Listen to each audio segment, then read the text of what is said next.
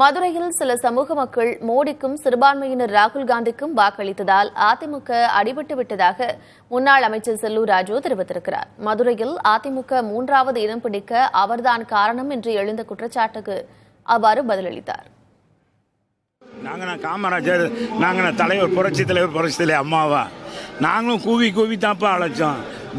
வேகாத வெயிலில் இந்த சரவணனுக்காக ஓட்டு கேட்டோம். ஓட்டு கேட்டதில் எதுவும் கம்மியாக இருந்துச்சா? கழக தொண்டர்கள் பப்பரமாக தான் பணியாற்றினாங்க. இதுக்கு மேலே எப்படி ஒரு கட்சியில் வேலை பார்க்க முடியும்? எதிர்கட்சியில் எல்லாம் வேலை பார்த்தாங்க, எல்லாம் நல்லா தான் பார்த்தாங்க. குறிப்பிட்ட சமுதாயங்கள் என்னாச்சுன்னா இந்தியாவே ஆளணும் அப்படின்றது மோடிக்கு ஓட்டு போட்டாங்க. சில பேர் என்ன செஞ்சாங்க, மதசார்பற்ற சிறுபான்மையினர் என்னாச்சு, அவங்க ராகுலை கொண்டு வரணும்னு நினச்சாங்க. இதுக்கிடையில் நாங்கள் அடிபட்டுட்டோம். அவ்வளோதான். இது தமிழ்நாடு முழுவதும் பிரதிபலித்தது. மதுரை மாநகராட்சியில் மட்டும் ஓட்டு கம்மி இல்லை.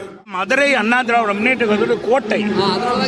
அதான் கேள்வினா அது எங்களுக்கே தெரியும்ல, எங்களுக்கே மன உளைச்சல் தான். ஆனால் மக்கள் இந்த மாதிரி முடிவு எடுத்துட்டாங்களே.